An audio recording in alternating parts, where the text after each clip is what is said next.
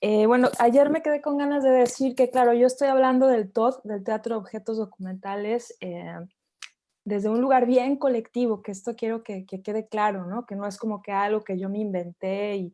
O sea, es más bien un nombre que ha ido viajando y que ahora es tomado por muchas otras personas y se han creado grupos de estudio en Brasil, sobre todo, y en Argentina. Hay gente que lo está practicando y lo sigue reactualizando y redefiniendo, ¿no? Es como un sentir en común, que es lo que pasa con los términos muchas veces, ¿no? Cuando una palabra se vuelve común es porque hay un sentir histórico de alguna manera que se actualiza, ¿no? Entonces, yo hago lo que como llamaban en el primer seminario Rolf y Adriana, pensamiento-creación, lo mismo que estudiaron Fran, Tika, Paulina en Bogotá, en la mitad.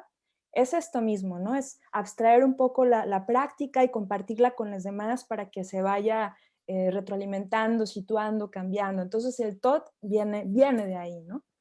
Y también quería compartirles que, pues bueno, las palabras que lo componen se están todo el tiempo desterritorializando, ¿no? Como decía ayer, quería como recordar esto, cada vez se hace más complejo, cada vez llega gente a los laboratorios que trae materialidades que van mucho más allá de los objetos cotidianos, ¿no? Y que van mucho más allá de las prácticas del teatro en sí mismas para hacer más instalaciones, asuntos más performativos, más apegados a lo antropológico, fotógrafos, etcétera. Por ejemplo, bueno, en este último laboratorio una compañera llegó a trabajar con la memoria de los árboles o el semillero con el cuerpo de agua, ¿no? O sea que de pronto las palabras van perdiendo sus límites y se están todo el tiempo actualizando, ¿no? Así que cuando hablo de TOT, realmente estoy hablando de una zona bastante fluctuante, reapropiable todo el tiempo. Y eso quería como dejarlo un poco claro. Y bueno, ayer nos quedamos en este asunto que quisiera un poquito nada más reacentuar, que es el asunto del ánima, el ánima, la memoria como un soplo de vida, la memoria como ánima de la materia, ¿no? Que esto como que creo que no quedó así tan claro, pero para decirlo, que estaba yo hablando del ánima, del animismo, de la animación, y cómo en este caso en el TOT se vuelve la memoria material, se vuelve un ánima, se vuelve una posibilidad de incentivar y insuflar vida sobre las densidades materiales, ¿no? Entonces, aquí vamos a estar entendiendo todo el tiempo esta actualización que hace la memoria, esta actualización de los almacenes del tiempo, decíamos, ¿no?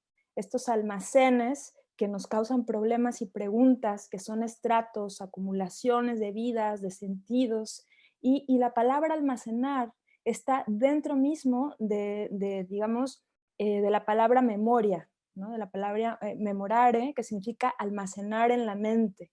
Nosotros podríamos resignificarlo y decir que es almacenar en la materia, ¿no? La materia como almacenaje, como densidad que atrapa y que nuestro trabajo aquí son las actualizaciones constantes, ¿no? Eh, entonces eso, nos quedamos con ese sentido de animar desde la memoria. ¿Qué les parece? Voy a compartir pantalla. Ay, ¿me puedes habilitar la función de compartir pantalla? Ya, ya está. Gracias. Bueno, les quiero compartir. eh, eh,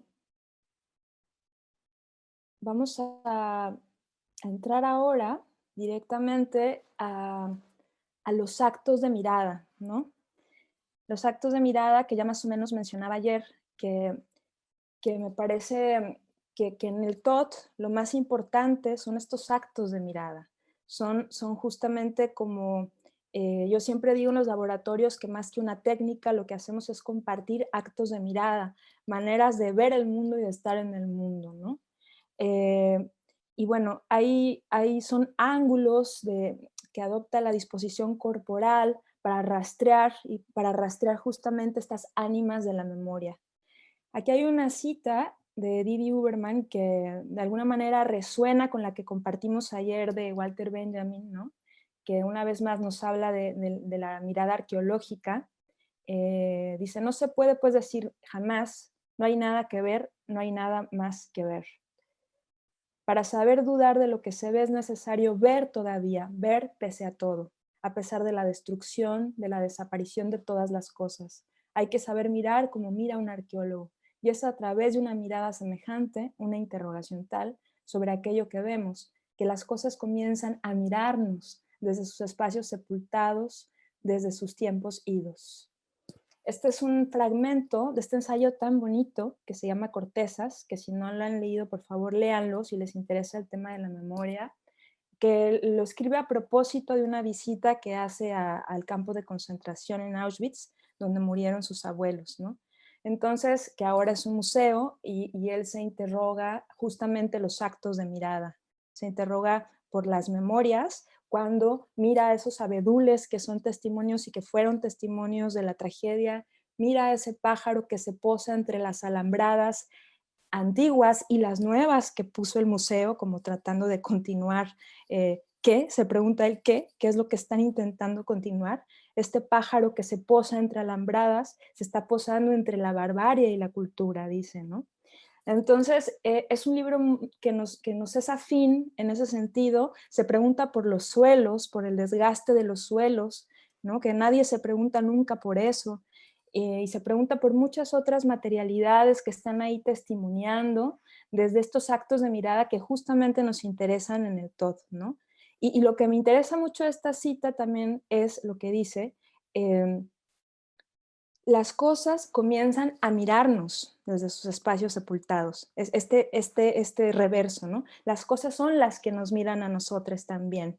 Y aquí es muy lindo cómo hace resonancia con toda esta cosmovisión de tantos pueblos originarios, andinos también, eh, que tienen que ver de que el mundo es el que nos mira a nosotros, ¿no? Hay una mirada, hay ojos en la foresta, ¿no? Nos está mirando el mundo. En el Popol Vuh, por ejemplo, en esta narrativa maya, todos los utensilios tienen ojos, ¿no? Y cuando vamos también a los museos y observamos las cerámicas, las piezas, muchas tienen ojos y están animadas, están antropomorfizadas, ¿no? Hay como mucho esta cuestión de que el mundo nos está mirando, el mundo aparentemente inanimado, mal llamado inanimado, está ahí todo el tiempo percibiendo y sintiendo. Y un poco aquí vuelvo a lo que hablábamos ayer de estas dramaturgias de proximidad, de estos pactos de no invasión, tiene que ver con estas miradas recíprocas, ¿no? Tiene que ver con estas reciprocidades. Este acto de mirada, por otro lado, hay un autor con el que nosotros trabajamos mucho, no nada más nosotros como grupo, sino creo que todo el gremio escénico animista tenemos nos gusta mucho trabajar con, ahí está, con George Perec. ¿Conocen a George Perec? Bueno, se los voy a presentar si no lo conocen. Aquí lo tienen. A ver si lo ven. ¿Lo ven? ¿Se ve? Este es Lo George. atrapaste en una caja. Lo atrapé. Lleva un gato en el hombro. Lo mandamos a hacer así en plastilina en miniatura y lo encapsulamos casi como... Porque tenemos una gran devoción por él y como comentaba, no nada más nosotros, todo el gremio escénico animista estamos siempre trabajando con él. ¿Por qué? Por ejemplo, y vuelvo a eso, conecto con los actos de mirada todo el tiempo. Esta es una página de su libro Especies de Espacios, que compartí también en el Google Drive. Él es francés, era francés, y digamos que ingenió una antropología intuitiva, que es la antropología infraordinaria, ¿no? La antropología del infraordinario, en donde precisamente lo que él intenta a partir de este infra, debajo de, ¿no? La palabra infra, es rastrear, es un rastreador a partir de la mirada de todas las espacialidades del mundo. Y aquí viene como una lista de estos espacios, que es maravillosa, a mí me encanta, ¿no? Pero en este sentido los objetos también se convierten en espacios, ¿no? El espacio de la fotografía, el espacio de la postal, el espacio de la roca, el espacio del escritorio, el espacio de la bolsa, ¿no? que llevas, todo se espacializa y en este sentido la mirada infraordinaria se adentra para remitirnos también a una especie de política de lo sutil, que era lo que hablaba ayer también. Se entromete justamente contra la espectacularidad, tratando de que cuestionemos todas esas arremolinaciones que se hacen de las intensificaciones materiales en aquello que perdemos de vista en la velocidad del mundo, ¿no? Que está ahí aconteciendo de per se. Entonces es una antropología intuitiva, creativa, extraordinaria, que si no han leído a George Perec, bueno, yo les compartí este de los espacios, pero tiene muchos otros libros en donde siempre está tratando de agotar esos lugares a partir de descripciones muy minuciosas que a veces parecen traveling cinematográficos, ¿no? Que van registrando todos los espacios detalle a detalle y en ese agotar las espacialidades se revelan muchos sentidos poderosísimos de la cultura material a partir de lo ínfimo, ¿no? Aparte es curioso porque su historia de vida, bueno, él perdió a su familia también en el Holocausto y estuvo rotando por muchas casas, se quedó huérfano desde muy niño y de alguna manera sus escrituras, fíjense qué fuerte sus escrituras que intentan todo el tiempo aprender un espacio escurridizo, yo creo que son como esta necesidad de asirse a esa ritualidad de la materia, ¿no? De la mismidad de la materia, de tener un espacio que acoger. Y entonces lo sublima a partir de sus descripciones minuciosas, infraordinarias, ¿no? Entonces nosotros tenemos como en la comunidad escénico-animista le tenemos como referente de conocimiento del mundo material. Entonces, como decía, eh, hay una manera de este acto de mirada que tiene que ver con lo que llamamos inconsciente material, ¿no? Es muy interesante el asunto del inconsciente material porque se relaciona con lo que mencionaba ayer, de que tiene que ver con esta memoria que utilizamos por necesidad, ¿no? Esta memoria que repite incansablemente las cosas y en su hecho repetitivo va forjando puntos ciegos, puntos ciegos. Y entonces la paradoja de la memoria que al repetirse en exceso borra la memoria, ¿no? En un abuso de memoria, como diría Todorov, borra la memoria. Entonces el inconsciente material se infiltra y se adentra, este acto de mirada lo dirige a esos actos de inercia, en donde se revelan memorias que están ahí constreñidas, eh, como por ejemplo, puede ser, bueno, aparte de las coreografías cotidianas que tenemos con los objetos, ¿no? Y que no somos conscientes de ellas, aparte de la ausencia de preguntas sobre los consumos que tenemos y los desechos de las cosas. Por ejemplo, podríamos ver este tipo de materialidades, ¿no? Que son las que llevamos en nuestros bolsos, como decía la bolsa como espacio, ¿no? Aquí, por ejemplo, estamos diseccionando en un laboratorio en Brasil, eran en una sola mesa como todo lo que llevaban 6 personas, ¿no? Se puso en común y a raíz de que se van cuestionando de qué son evidencia estas materialidades que ni siquiera ellas mismas sabían que llevaban ahí, abriendo carteras, cosas que se llevan porque no se sabe por qué se llevan, amuletos, etcétera, u otro tipo de materialidades como estas, ¿no? De pronto, todos esos objetos en sinergia crean una comunidad y, como dicen los antropólogos más actuales, que trabajan con la idea de la antropología simétrica, pues las comunidades de objetos son comunidades de personas también, ¿no? Entonces nos están revelando un montón de sentidos súper potentes puestos en relación. Crean redes, crean preguntas. Esto me hace recordar un happening de Tadeusz Kantor de los años 60, del que ya hablaba ayer, del director polaco, por si no lo conocen, que se llamaba Lecciones después de Rembrandt, que lo que hacía era diseccionar, muy a propósito de este famoso cuadro de Rembrandt de Lección de Anatomía, no sé si lo han visto, este cuerpo que están ahí los estudiantes diseccionándolo, pues Cantor lo rehace y como era tan objetólogo como nosotros aquí presentes, pues lo que hacía era poner en una mesa un sujeto vestido y empezaba a diseccionar sus bolsillos, ¿no? Y empezaba, obviamente eran todo ficciones, pero iba sacando objetos imposibles, huevos, etcétera. Y un poco nosotros jugando con esa idea de la disección, emulando ese happening de Cantor, pues jugamos aquí también a diseccionar las bolsas, que es el inconsciente material que llevamos encima, ¿no? Esa es una de las formas. Pero bueno, hay muchas otras, hay un montón de gente trabajando con el inconsciente material. Esto, por ejemplo, es de Paula Zuccotti, una argentina, aquí se ve arriba, ¿no? ¿Se ve arriba el nombre? Sí.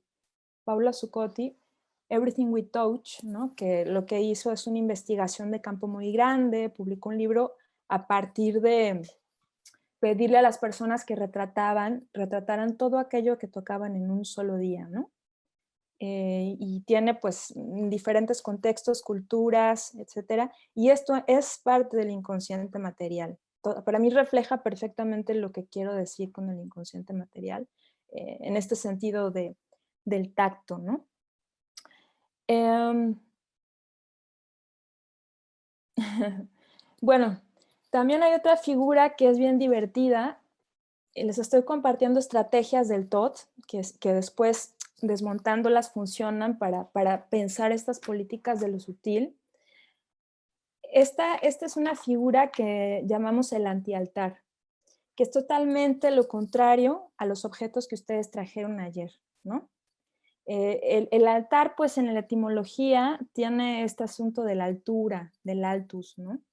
Entonces, un poco los antialtares funcionan como figuras contrarias a esos sitios en donde se van quedando justo otra vez como puntos ciegos en las casas o en espacios varios, se van quedando todas esas materialidades que no queremos, pero que por alguna razón no nos deshacemos de ellas, ¿no?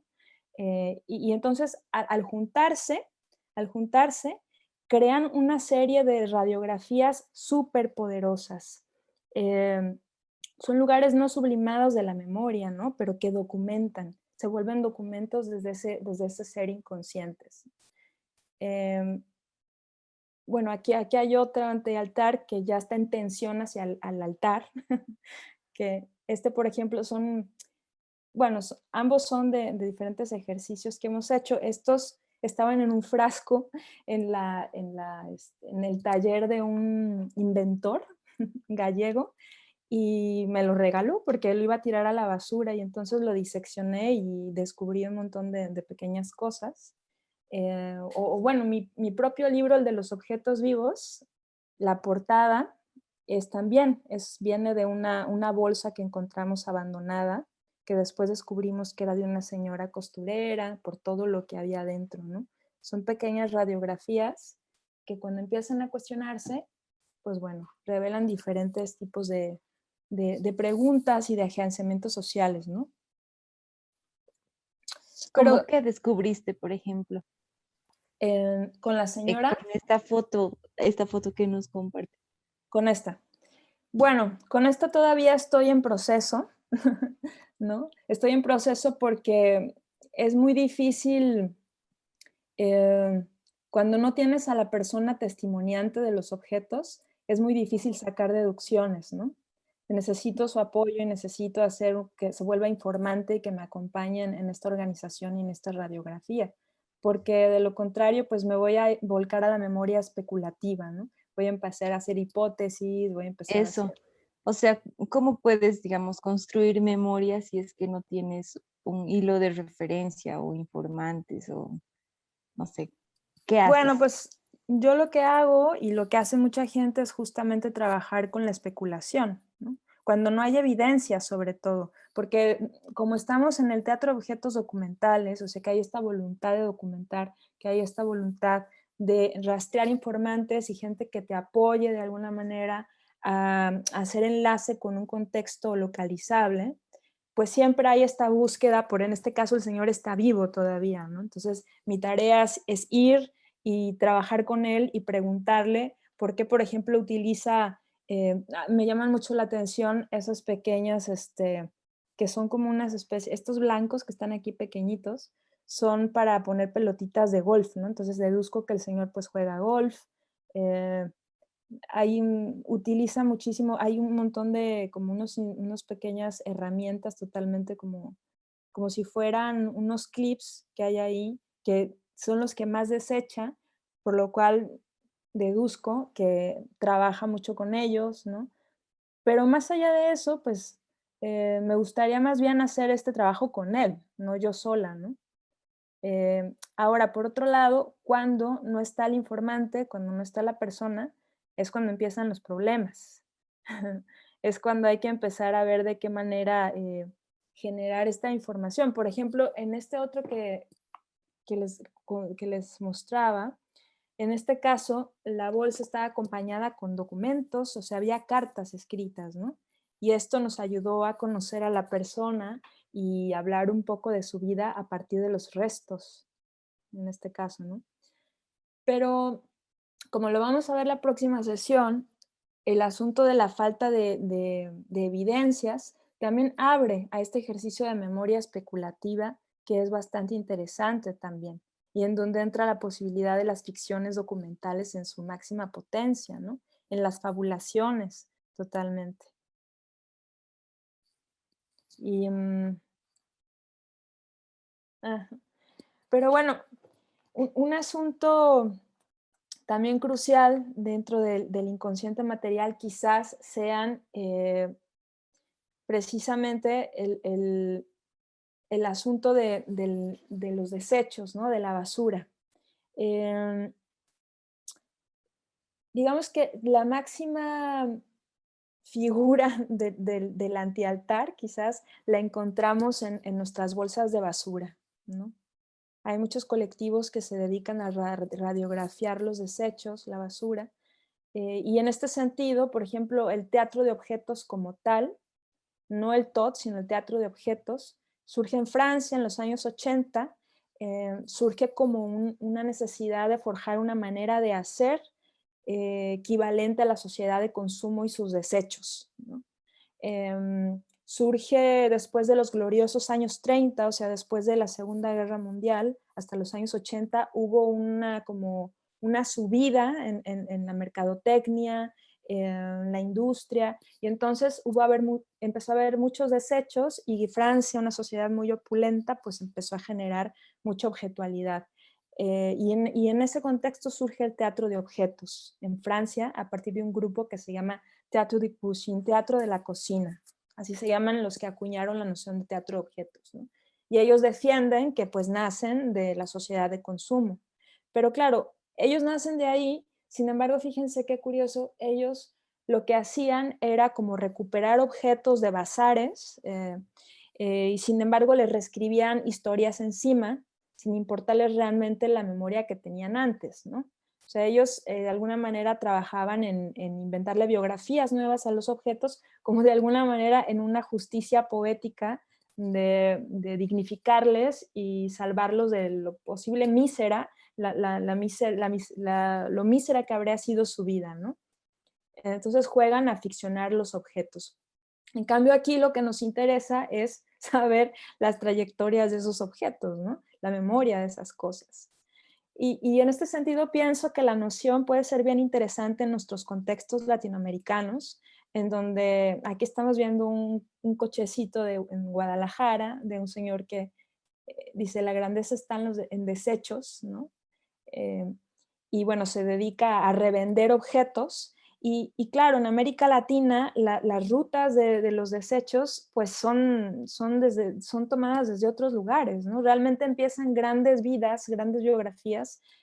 Por ejemplo, no sé cómo es en Bolivia, hablaban ayer de este lugar de segunda mano, pero estaba pensando en México, por ejemplo, en el norte, que están las segundas, que son como todas estas tiendas que reciben los desechos diarios de Estados Unidos, que es un país altamente consumista, ¿no? Y ahí empiezan los objetos empiezan una segunda vida en economías alternas, súper interesante, ¿no?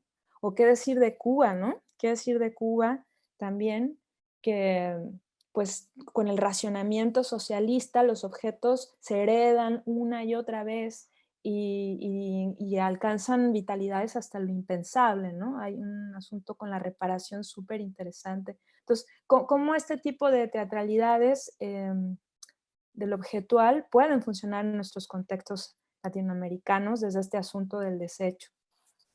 Entonces, del inconsciente material, toda esta línea que trabaja con el desecho, em, hay quiero compartirles el trabajo para que vean cómo funciona la política de lo sutil eh, de este colectivo. Ay, permítanme, ahí está.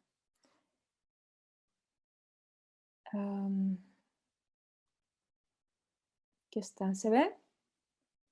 Sí, ¿no? Sí. Este colectivo, el colectivo 3 de México, no sé si han escuchado hablar de ellas. El colectivo 3 es muy interesante, son colegas, son basurólogos, que es como toda esta manera de hacer de la basurología. Y tienen, de entre múltiples proyectos, escogí este, que se llama Chicle Pega, que de alguna manera es un proyecto que conjunta antropología, arqueología, biología, y lo que hacen es trabajar con los chicles pegados que hay en diferentes calles del centro de la Ciudad de México, ¿no? Porque se dan cuenta en esta actitud pepenadora, que no sé si en Bolivia se dice así, esta actitud del que pepena, ¿no? No, ¿cómo se llama? Aquí son recicladores, digamos. Los recicladores. En Sí, México se les dice pepenadores. ¿cómo se dice en Bolivia? ¿Tiene nombre? No sé. ¿Tienen nombre en Bolivia las personas que se dedican a clasificar la basura, recogerla? Creo No que me no. creo que cachivacheros, algo así. Ay, qué bonito. Sí, Cachivacheros. Pues bueno, aquí ellos hacen de cachivacheros, ¿no? En este trabajo en concreto se centran en los chicles pegados y acordonan toda una parte de una hectárea del suelo y empiezan a despegar estos chicles con la intención de hacer una arqueología del chicle. Aquí vemos uno, por ejemplo, porque son fragmentos, densidades matéricas que aportan muchísima información, más de la que tú te puedes imaginar. Eh, por ejemplo, desde la perspectiva urbana, em, revelan lecturas estadísticas sobre flujos y tránsitos de una comunidad, ¿no?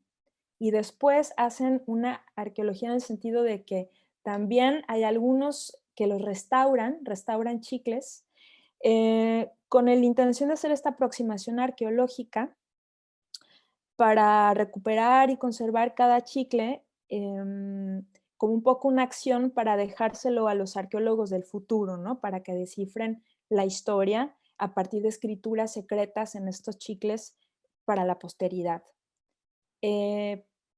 Luego hacen como acciones con la gente para ver el asunto antropológico con los chicles, en el sentido bueno, ver usos y costumbres del chicle, ¿no? De por qué mascas chicle. Eh, entonces invitan, es muy interesante todo lo que la gente dice sobre el chicle. Y más allá, bueno, de estudiar la morfología, mira aquí por ejemplo está esta tablita donde se muestra por qué se masca el chicle. Y bueno, también lo que es interesante es que hacen un trabajo biológico, aquí está con los chicles, en el sentido de que, bueno, los analizan en diferentes laboratorios y estas muestras de la calle se vuelven, pues, cultivos. Cultivos en donde examinan qué tipo de vida hay ahí, bacterias, hongos, y de alguna manera, pues, son diagnósticos de salud ambiental también, ¿no? Entonces, no sé, fueron cientos de chicles los que recogieron, ¿no? O sea que tienen ahí un muestrario. Y lo más interesante para mí también es que con esta acción, que era un performance, ¿no? O sea, acordalar pues una zona de la ciudad y que la gente te vea que estás haciendo arqueología del chicle, pues crea preguntas, crea interacciones, es un acontecimiento, ¿no? de alguna manera. Pero me parece muy interesante también la figura del cachivachero, del pepenador, del reciclador, como tal, ¿no? Que de alguna manera ellos la reivindican a partir de una arqueología, como el arqueólogo o la arqueóloga. Haz pipí y ahorita te cacahuates. También, bueno, hablando de Lo lamento. no importa, hablando de pipí, ellos también trabajan con la orina. Tienen una pieza donde recogieron todas las botellas que tiran en las carreteras llenas de orina, ¿no? Y las examinaron y a partir de eso, pues hicieron todo un diagnóstico social, súper interesante. Entonces, bueno, esto Qué es loco. consciente material. Si pueden, pues échenle un vistazo al trabajo del colectivo 3, para que vean cómo funcionan pues estas investigaciones que se van complejizando, que es lo que a nosotros nos interesa. Por eso me refiero a políticas de lo sutil, o sea, cómo a partir de un repertorio de chicles llegas a tantas conclusiones, ¿no?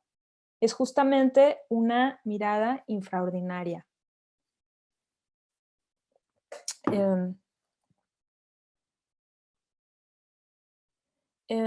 Y bueno, ya desde un lugar como más, un ejemplo más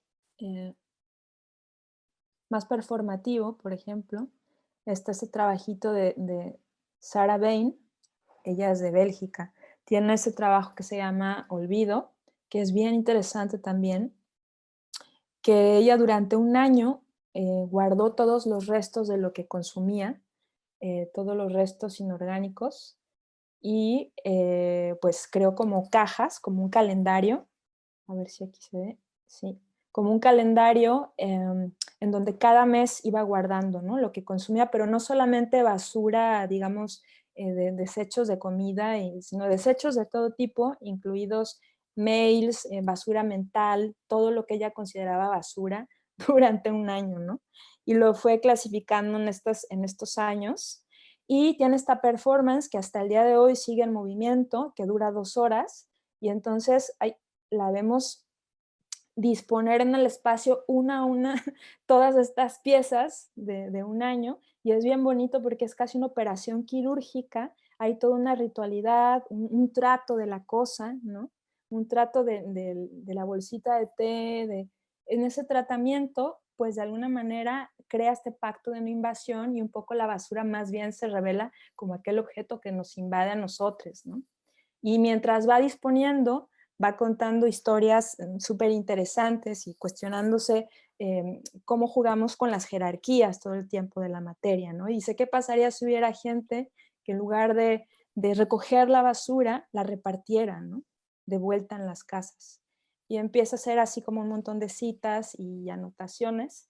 Y me parece una manera, un performance como que refleja bastante bien esto que quería comentar del inconsciente material, ¿no? Shaddai, quería pedirte que hables un poquito sobre el pacto de no invasión, porque es algo que se me ha quedado y Ya sé. te veo en relación con los objetos y te veo como describir las diferentes formas y me pregunto como, ¿qué es esto del pacto de no invasión con los objetos? Porque a veces me parece, sí, eso, después digo lo que me parece. Dilo. No, me pregunto, ¿no? En la relación con el objeto, muchas veces me parece que entrar en relación es una invasión, no sé catalogarla así,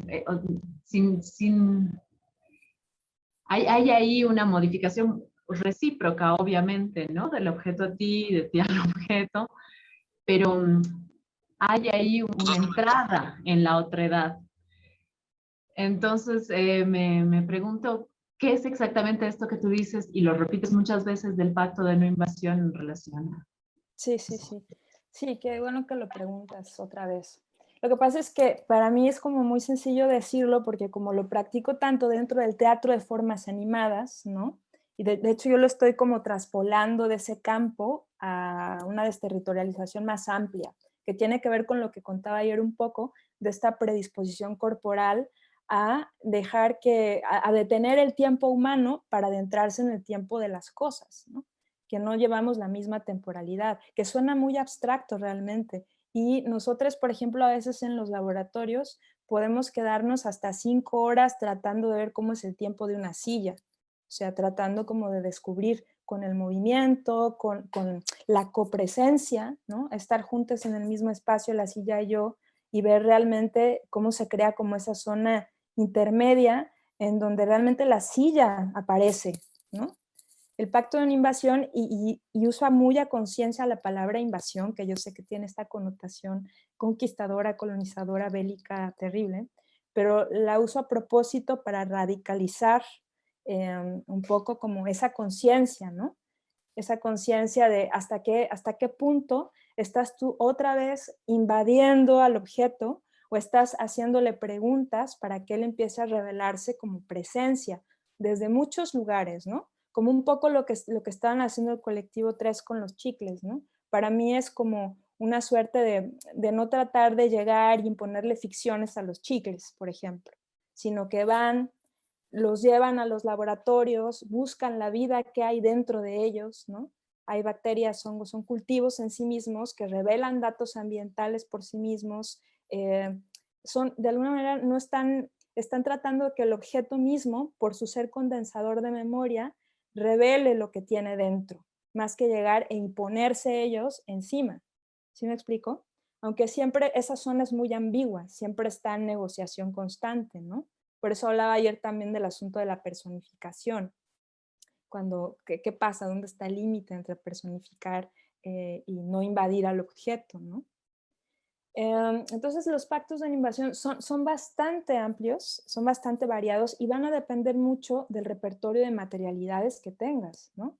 No es lo mismo trabajar con un cuerpo de agua, como le hace el semillero de Pachuca, que trabajar con una bolsa de basura o con los chicles pegados, ¿no? Por eso es tan importante la memoria situada, porque cada materialidad te va a llevar a crear pactos diferentes. Y muchas veces estos pactos de no invasión son también un asunto de artificio técnico dentro del mundo de las formas animadas, ¿no? De los escenarios animistas. Por ejemplo, en la danza, las performatividades con el material, pues siempre están tratando, son muy fenomenológicos, están investigando todo el tiempo cómo funciona el material para no llegar y hacer figuras con él, sino que sea el propio material que revele sus cambios de estado, sus dramaturgias, ¿no? Y de alguna manera este pacto tiene que ver con un detenimiento del tiempo. O sea, los objetos nunca son escuchados, nunca son vistos, menos los del inconsciente material, ¿no? Entonces, invita siempre a hacer acontecer un instante, o sea, detener el tiempo y permitir en esa pausa que el objeto se libere de la corriente del mundo. Y a partir de esa corriente del mundo empieza a revelar otros lenguajes, otros tratamientos, ¿no? Suena muy abstracto dicho teóricamente. Tendríamos que encerrarnos a trabajar o salir a hacer un trabajo de campo para ver cómo puede revelarse ese lenguaje, ¿no? Fran, Gisela, ¿están por ahí? Sí, sí, sí.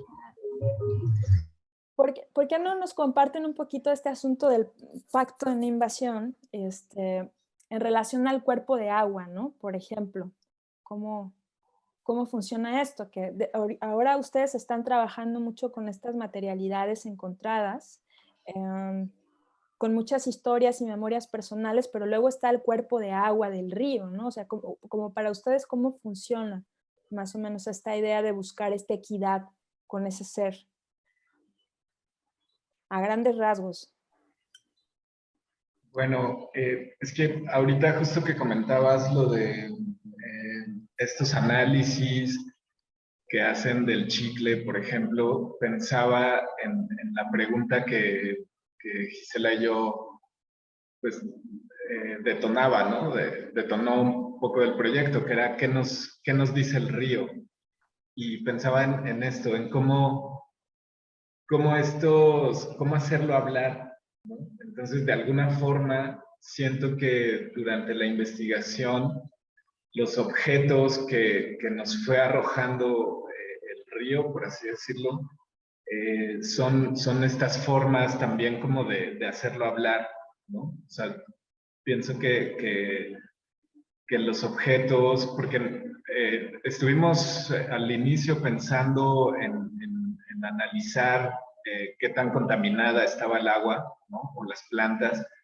Ya no nos dio tiempo, pero sí pensamos que esa forma también es una forma de traducir, ¿no? Al cuerpo de agua. O sea, ¿cómo lo traducimos pues, a nuestro lenguaje de humanos?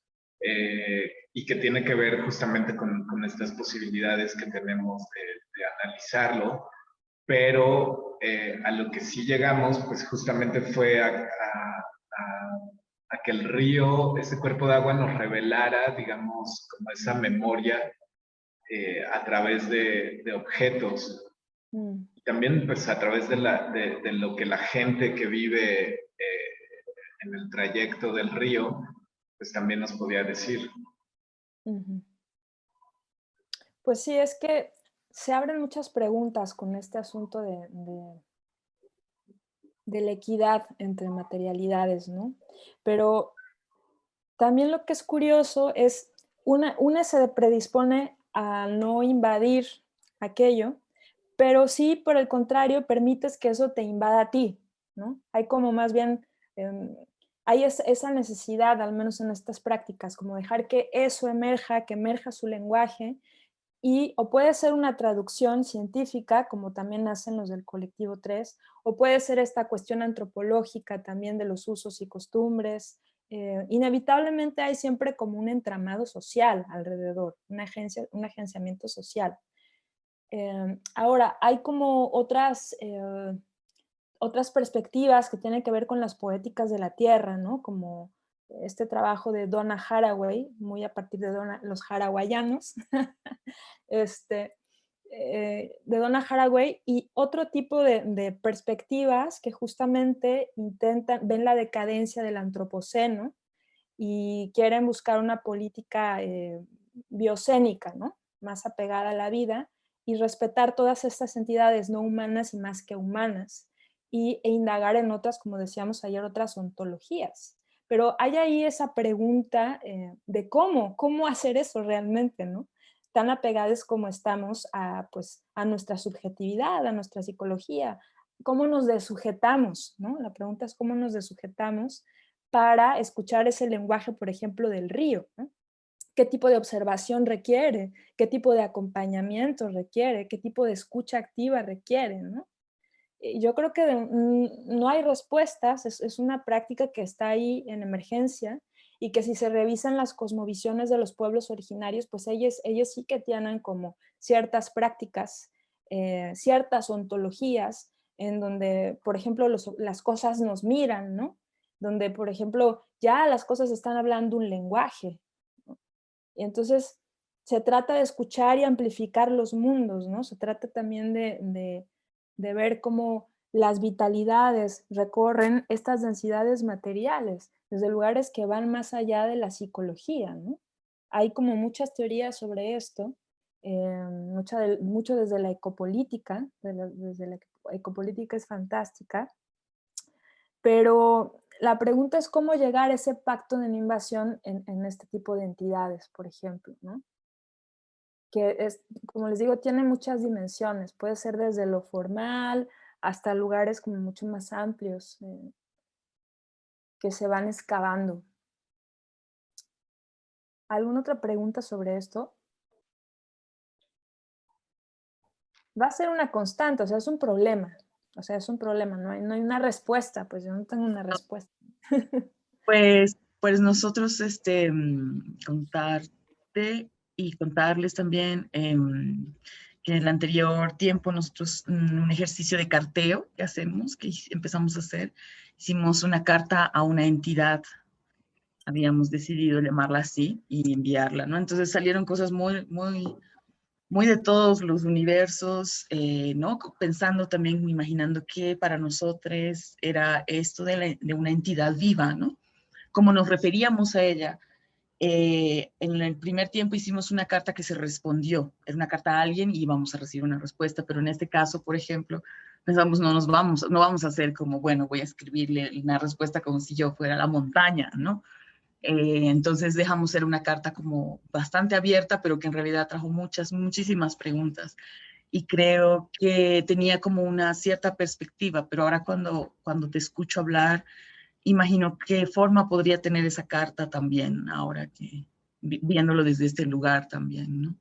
Desde este encontrarte con esta entidad viva, porque muchos también habían como una cosa de esta cosa inasible, ¿no? Esta cosa tan amorfa, una cosa muy grande también, ¿no? Eso que no se puede nombrar casi. Esa era la entidad viva a la que nos referíamos en muchos casos, ¿no? En algunos casos.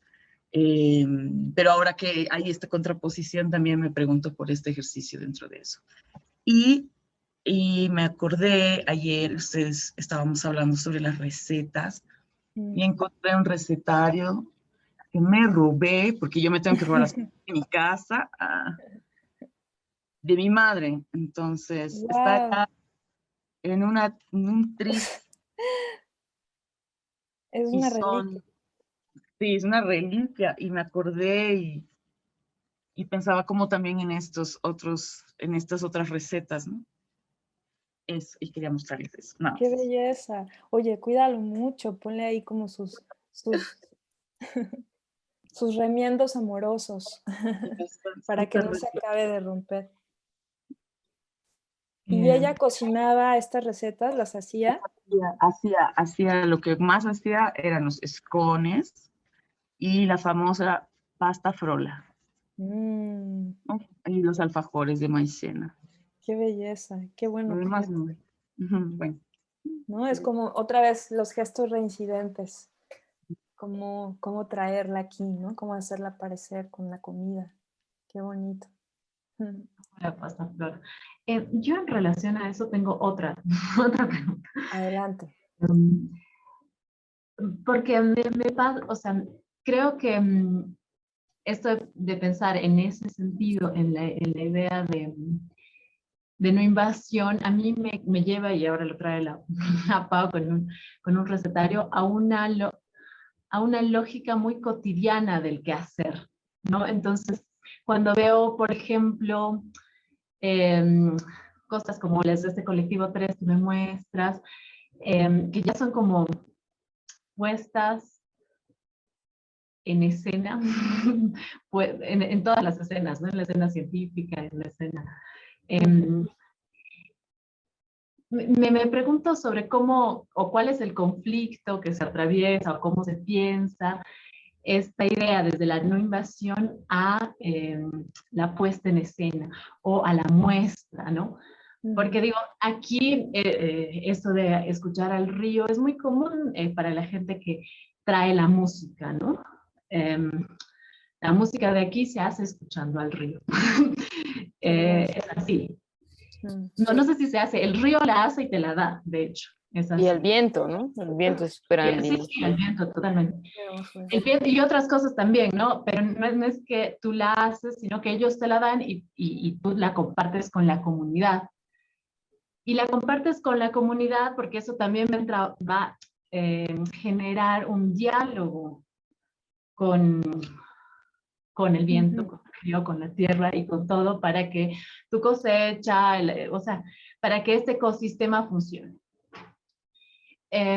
Pero lo pienso desde las artes, que ya somos, desde estos nuestros pensamientos que ya nos invaden.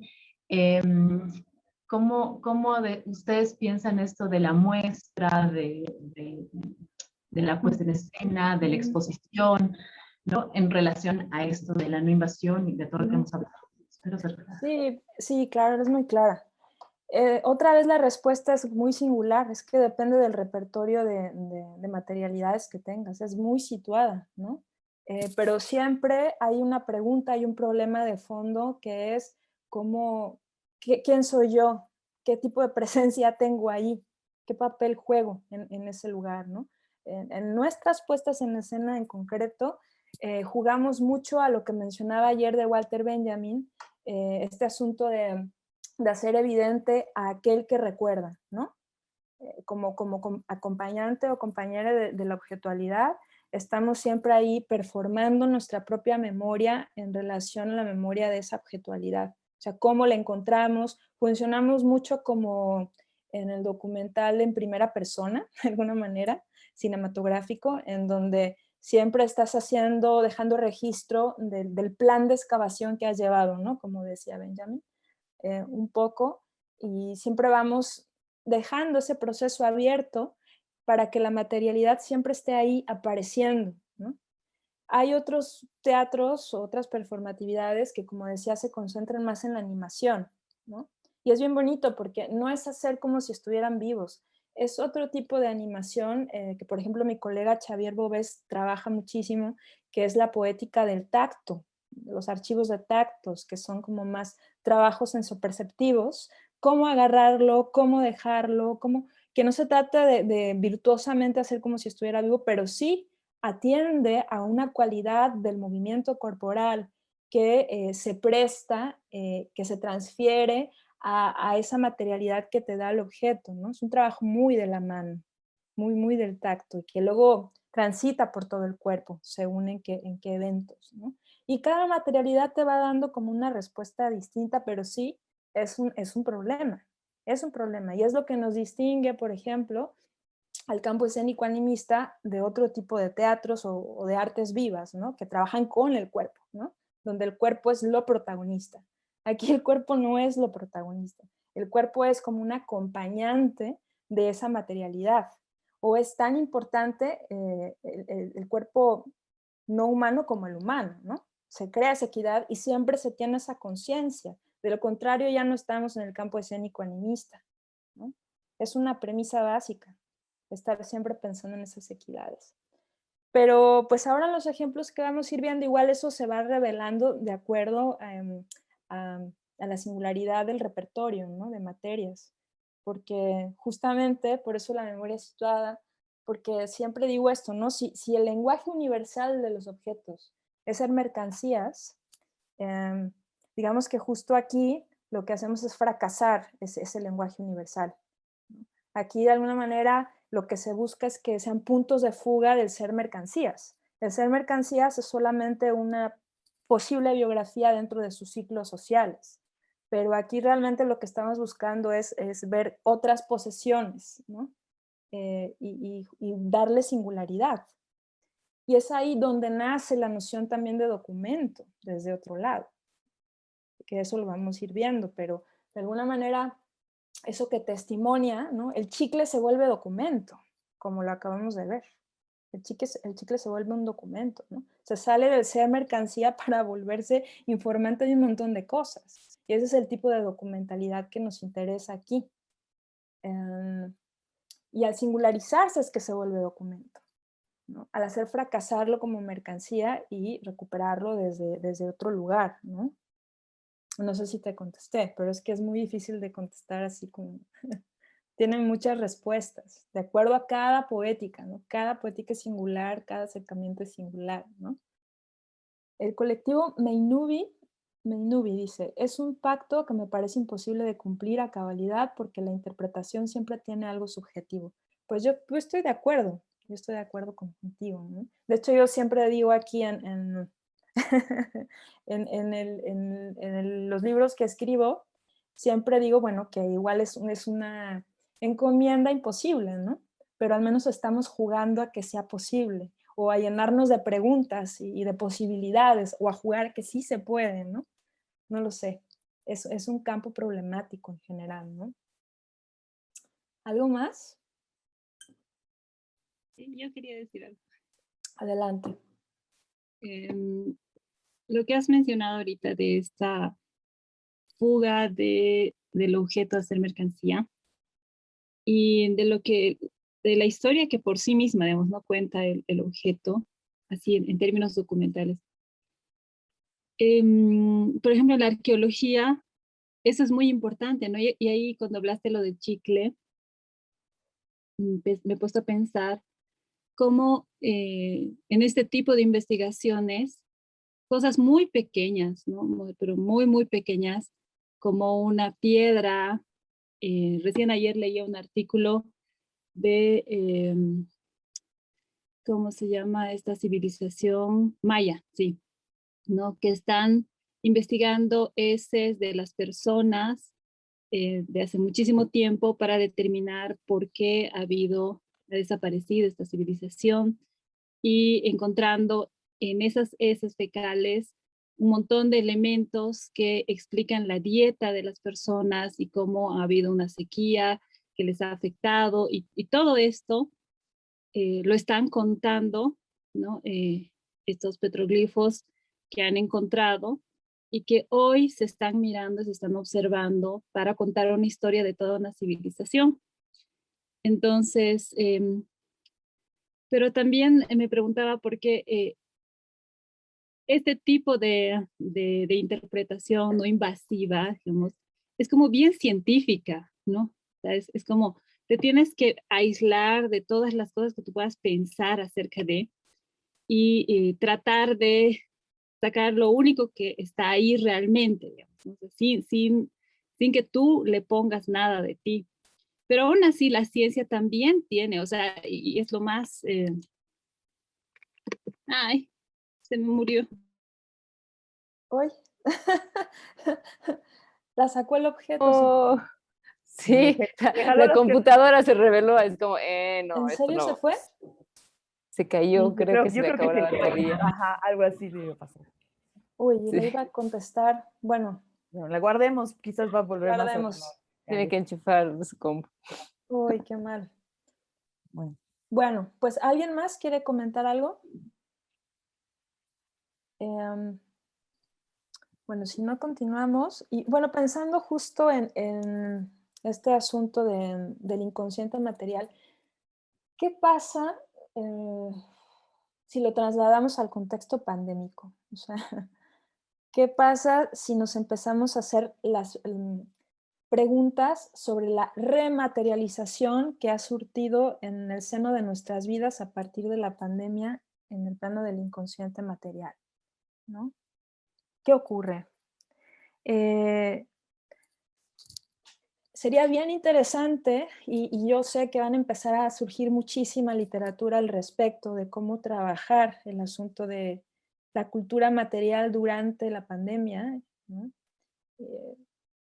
Porque, ¿cuáles son las diferentes como líneas que se abren en esta pregunta, ¿no? Por ejemplo, ¿qué experiencias deja vivir intensamente una idea de casa, ¿no?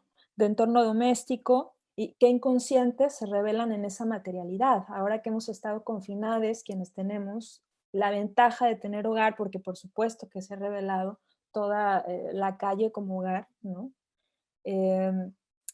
¿Qué ha sucedido en esta intensificación de las viviendas con la materia? ¿Ha cambiado algo? ¿No?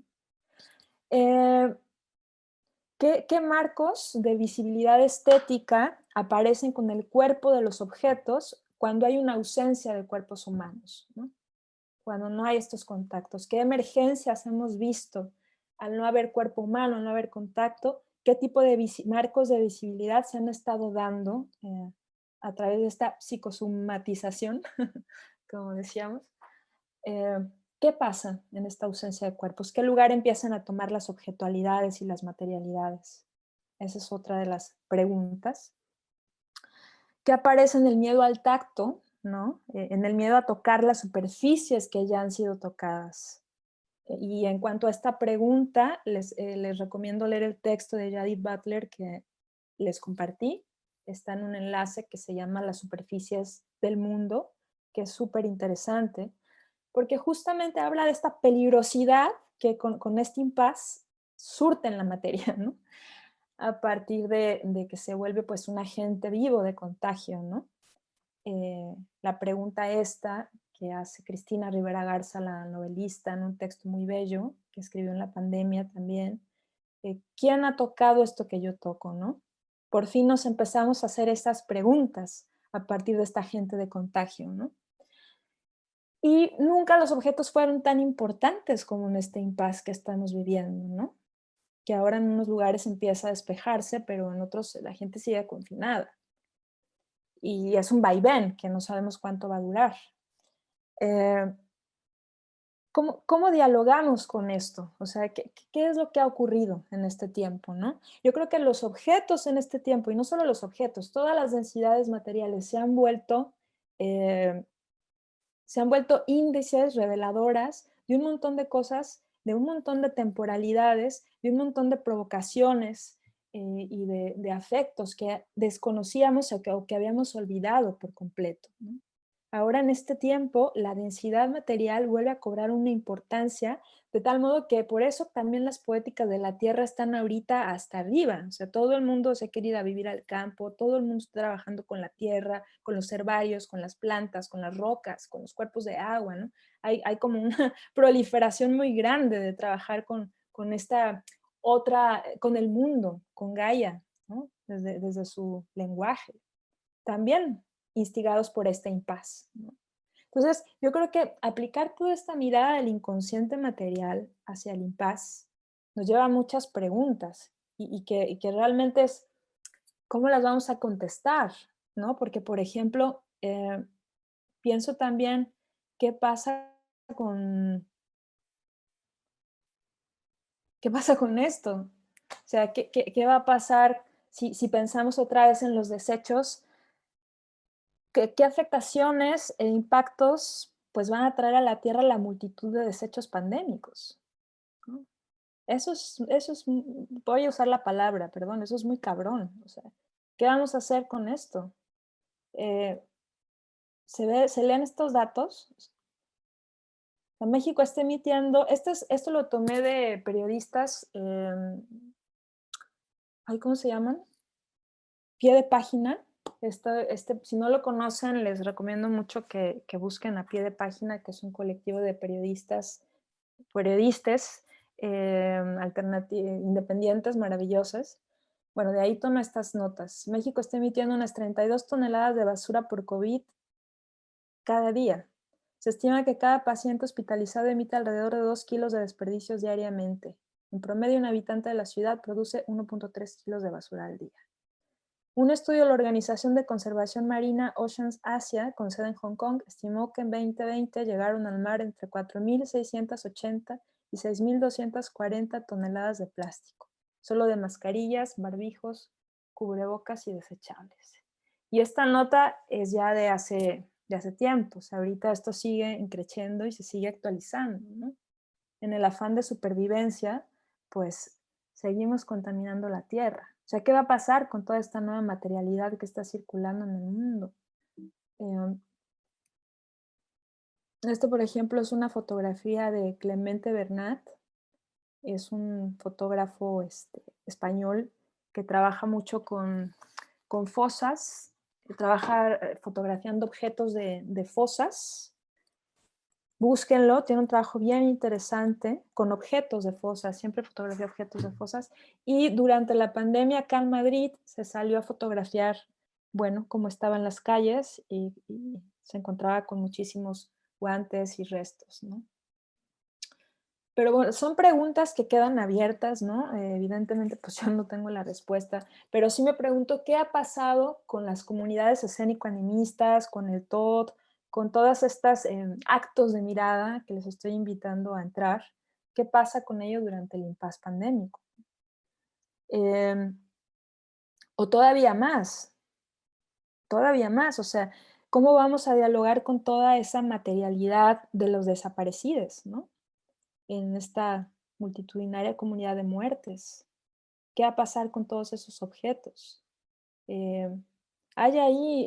Estamos en proceso, pero no tarda en empezar a aparecer un montón de altares nuevos, monumentos.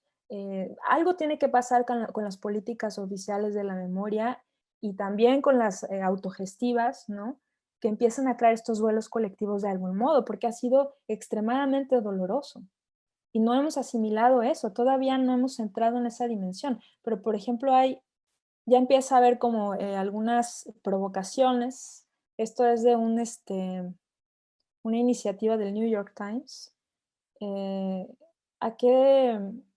¿Cómo se vive la pérdida del 2020 en donde piden objetos de seres queridos muertos por la pandemia, acompañados de sus relatos, ¿no? y están haciendo un memorial virtual a partir de algunos de estos objetos, ¿no? Pero la pregunta es ¿qué va a pasar? Y de qué manera nuestro hacer también, si nos dedicamos pues a esto que se llama arte, ¿no? Podemos crear algunos tejidos colectivos de alguna manera para pensar estas materialidades, ¿no? El otro día le contaba por ahí a Tika en otro seminario de ciclo objeto, contaba esto, que bueno, que hace unos días pude ir por fin de vuelta a un mercado de objetos, a un mercado de pulgas, porque había estado cerrado todo este tiempo, lo reabrieron y fue impresionante ver la cantidad de cosas que hay.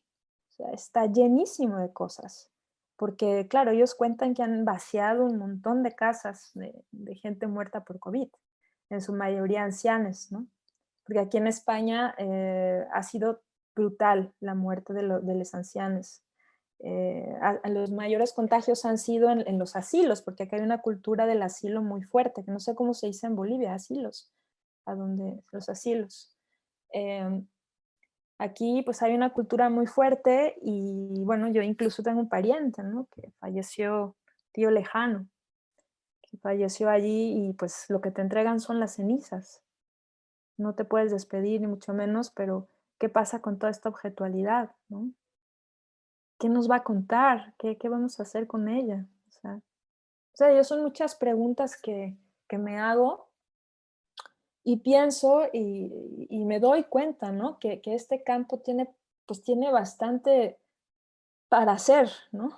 Tiene bastante para hacer, no por nada, durante este tiempo de confinamientos, el teatro de objetos ha ganado un territorio a nivel de redes digitales, virtuales, impresionante. Ha habido un montón de iniciativas que te invitan a contar historias con objetos, que te invitan a relatar discursos domésticos, que de pronto los objetos se volvieron importantísimos. Antes no había nada y de pronto ahora hay un montón de ciclos, escuelas, movimientos objetuales por todos lados. Hay como una demanda fuerte, ¿no? Y yo siento que tiene mucho que ver por esta manera intensa en la que hemos habitado los espacios, en donde han sucedido diferentes fracturas, ¿no? Este tiempo del objeto que decíamos, pues de repente se reveló por sí mismo, ¿no? Al estar aquí todo el tiempo en este espacio y vivir estas colocaciones de una manera extrañada por habitarlas tan de golpe, ¿no? Y también pues esta cuestión, al vernos impedidos del espacio público, cómo se detona la subjetividad, cómo se detona la adrenalina corporal en el espacio interno, ¿no? Y cómo estallan las colocaciones, cómo estalla el hábitat, ¿no? Entre otras cosas, o sea, la idea del inconsciente material, cómo sucede aquí. De pronto la gente empezó a reencontrarse con memorias que tenía perdidas, que no sabía que tenía, ¿no? Empezaron a salir objetos de los armarios, de los cajones, a revelarse presencias en las casas, ¿no? O lo del inconsciente habitacional también. De pronto tu casa empezó a ser muchas otras casas, ¿no? La empezaste a habitar con otras imágenes, recuerdo, de otras casas y se creaban, pues eso, topografías imaginarias, se creaban también cuestionamientos sobre la propia casa, la memoria de la casa, ¿no? Entre miles de situaciones que han ido pasando con la materialidad. Y en ese sentido creo, por ejemplo, que la digitalidad, el ojo de la cámara, ha jugado un rol fundamental en cuanto a esta posibilidad de acercarse a lo microscópico, ¿no? Quieras o no, a nivel de, digamos, medial, pues le beneficia muchísimo a toda esta política de lo sutil este engrandecimiento que hacen las cámaras de las cosas, ¿no? Que de alguna manera los circuitos cerrados, hacer videos o cortometrajes, animaciones, todo esto favorece entrar en ese mundo miniatúrico que nadie ve, ¿no? Entonces, yo por aquí les puedo enseñar, por fin, puedo enseñarles el ojo de mi leona, ¿no? Que ¿dónde puedo enseñar esto? Por fin se vuelve colectivo y puedo compartir lo que significa, ¿no? De pronto se han creado una serie de comunidades que amplifican lo mínimo que son maravillosas, como el propio ciclo objeto de Argentina, en donde estás tú, Tica. O sea, ellos ya llevan tiempo haciendo estas anatomías de la memoria, desde la pandemia, y muchos otros colectivos que están trabajando con eso, ¿no? A mí me parece súper significativo, porque pues yo llevo años trabajando esto y de repente llega el impasse de la pandemia y se vuelve como una urgencia, una necesidad de comunicar desde ahí, y vemos proliferar las poéticas, ¿no? No sé si alguien quiera compartir cómo ha sido la intensificación en estos términos que estoy hablando dentro de su espacio de residencia. Si han vivido como algún cambio, si han experimentado cómo ha sido subjetivamente, ¿no? Hablando en el confinamiento. Sería interesante si alguien nos quiere compartir.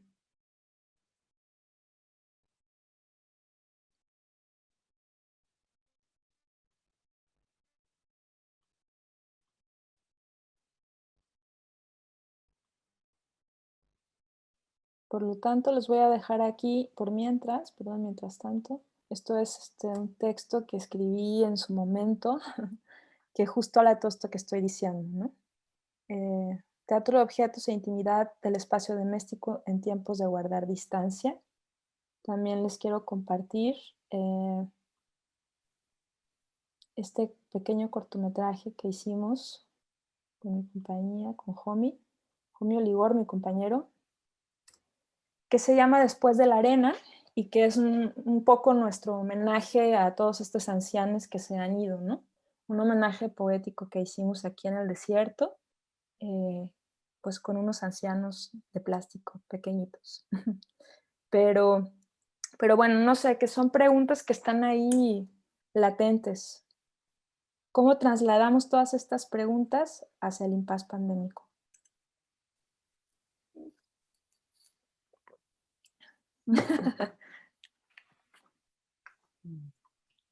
Nosotros hemos hablado harto en el anterior tiempo, que estábamos hablando de cuidados, bueno, en realidad desde el principio salió mucho de lo de las ritualidades, ¿no? Y cómo las ritualidades de la muerte habían sido como canceladas, digamos, ¿no? Todos los rituales que se hacen con los muertos normalmente acá ya no eran posibles de hacer.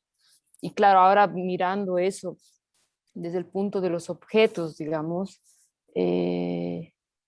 claro, las ropas de los muertos, me pongo a pensar, no solo de los muertos, sino de la persona que estaba enferma, ¿no? Sus ropas, sus cosas, es como, no lo he visto, solamente estoy imaginándome ahora que es, claro, también otro problema, y cómo eso que antes era parte de digamos, de los rituales, ¿no? De lavar al muerto, de bañar al muerto, de ponerle otra ropa, de esta ropa enterrarla, no sé, dependiendo de los lugares, hay distintas ritualidades, pero como esos objetos ya no tienen esa vida también, no sé, no sé, pues supongo que ahora tal vez lo queman directo, no sé qué pasa con esos objetos que antes sí cobraban un momento importante en ese paso ritual y que ahora ya no, ahora, no sé, pues debe estar en un cajón. Eso me pongo a pensar. A mí a veces se me ha ocurrido también como hacer una especie de altares colectivos. Suelto la idea, por si lo quise hacer aquí en el próximo caso con los detectives que vamos a resolver, con mi agencia de detectives de objetos. Yo quería proponer que hiciéramos unos altares urbanos, pues con estas pertenencias, con fotografías, ¿no? Como hacer una especie de memorial emergente a partir de pertenencias y compartir, crear como una especie de acompañamiento. Pero como aquí la muerte en España es vista desde un lugar muy distinto al que como se ve en México, ¿no? No quisieron. Yo lo respeto totalmente, ¿no? Porque sí es verdad que nosotros hablamos más directamente de ello, incluso hacemos fiestas en los cementerios, ¿no? Hacemos este altar, no sé cómo es en Bolivia, me imagino. Re fiesta, re. En el Día de Muertos también se hacen altares y se le pone la total. comida que le gustaba. Piñatitas también. Todo, sí, hay una relación. Hay otra relación con la muerte. Entonces, siento que vienen ahora, nos tocan como estas pues estas otras ritualidades, ¿no? Que vamos como a trabajar. Pues bueno, quería como compartirles, a ver, compartir pantalla, que justamente hablando de estas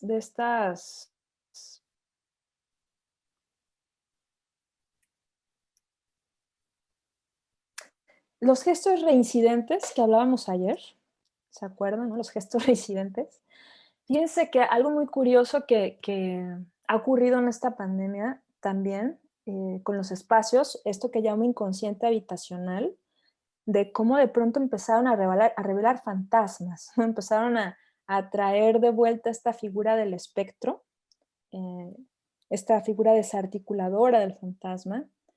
Y yo les quiero contar un poco esta pequeña experiencia. Tengo muchas historias sobre esto, pero bueno, les hablo en primera persona.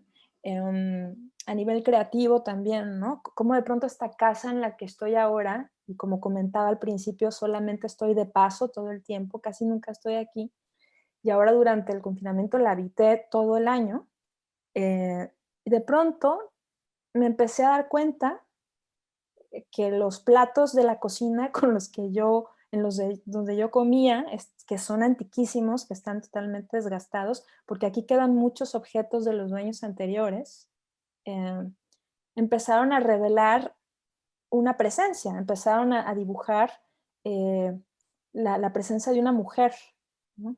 De una mujer que estuvo también confinada en esta casa, pero por otras razones, por una razón patriarcal principalmente, ¿no? Porque su padre nunca la dejó ir a estudiar y la tenía encerrada aquí limpiando la casa, la tenía prácticamente confinada, ¿no? Entonces fue muy fuerte como cada detalle de la casa empezó a revelarse en fotografías, objetos que estaban guardados, que estaban aquí, sobre todo en este aspecto del cuidado, ¿no? Del cuidado de la casa, en cómo estaban todos estos trastes, estos platos, las cortinas que todavía están aquí, que ella hizo, ¿no? Y fue muy fuerte empezar a descubrir cómo a partir de este gesto reincidente de volver a tocar los platos que ella tocaba, de volver a apagar los interruptores de las lámparas que todavía están aquí, que ella apagaba, de volver a hacer todos estos gestos, su máquina de coser que todavía está allá abajo, ¿no? De pronto empezó a aparecer esta mujer aquí en nuestra subjetividad y en nuestro cuerpo y en nuestro hacer, ¿no? Se empezó a manifestar. Y fue muy fuerte cómo se dio ese fasma objetual, ¿no? Del que hablábamos ayer, ese gesto reincidente a partir del inconsciente habitacional. Y de pronto empezamos a generar esta ficción documental un poco porque pues era cierto y a la vez pues estábamos generando un parentesco imposible, pero que estaba ahí, que era cómo nos acompañábamos en esto, en lo que tocaban una y otra vez sus manos, ¿no? Entonces, cuando ya nació esta conciencia, todos los objetos se manifestaron habitados por esa memoria. Y aquí, por ejemplo, vuelvo a lo que hablábamos de la sinergia, ¿no? Del encuentro entre memorias, que qué es lo que pasa en ese instante de memorias encontradas, qué es lo que realmente nos interesa relatar en este lugar, ¿no? Y por eso lo que decía, que no sé si ya volvió la compañera que se había... No, Tania, ¿No volvió? creo que no. Bueno. No volvió. Pues ella, ¿no? Decía que tenía un asunto como muy científico. Pues precisamente es un poco todo lo contrario, ¿no? O sea, sí hay un poco esta intención, pero al mismo tiempo lo que nos interesa es el entretejimiento de memorias, ¿no? Que un poco en este ejemplo que les estoy dando, me parece que es como que es muy, muy fuerte cómo esta señora se empezó a revelar en el presente de este otro confinamiento. En las tardes, cuando de pronto las cortinas, que son todas de encaje de la casa, les daba el sol y empezaban a hacer como una sombra, como si fuera un cine mudo del objeto, así, ahí la veíamos, ¿no? Porque además las cosió ella, o sea, era como ver todo ese cuidado, la historia del cuidado reprimido en esta casa, de pronto como salía a flote por estar habitando nosotros la casa con esta intensidad, ¿no? Y ahí se creaban como unas temporalidades muy, muy bizarras, ¿no? Muy abigarradas, pues. Lo fuerte de todo esto es que esta mujer, para cerrar la historia, esta mujer ahora es defensora de los derechos de las mujeres. Creó una asociación aquí en el Tudela, en la ciudad más cercana, y se dedica a defender los derechos de las mujeres, ¿no? Entonces la historia es muy redonda, es muy bonita, ¿no? Y aquí está. Y claro, evidentemente, pues terminamos haciendo algo con esto, porque aquí está. Hay, aquí se los dejo también por si lo quieren ver en algún momento. Es un cortometraje chiquito que hicimos, se llama Surcido Invisible, para una de estas múltiples como actividades que surgieron de espacios domésticos. Si lo quieren ver, luego le echan un vistazo, pero para mí de alguna manera es un reflejo de estos gestos reincidentes de la pandemia, ¿no? Y como empezaron a pasar un montón de historias, o sea, mucha gente que me contaba que se habían encontrado por primera vez los vestidos guardados de la antigua inquilina en la casa y que se los ponían y empezaban a suceder como estos acoplamientos entre cuerpos y memorias, ¿no? Por el hecho de habitar intensamente la casa, ¿no?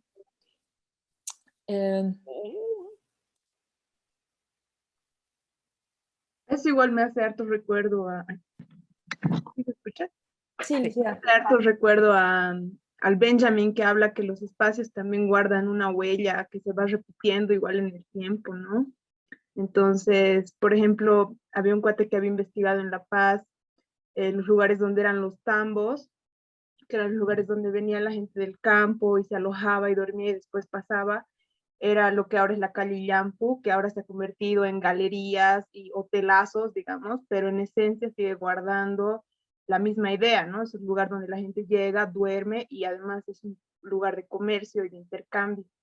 Entonces hacía como esa transpolación, que hay espacios que guardan, o sea, en esencia una memoria en el tiempo, más allá del tiempo y de los habitantes, quienes después lo ocupan, lo habitan, lo transforman, ¿no?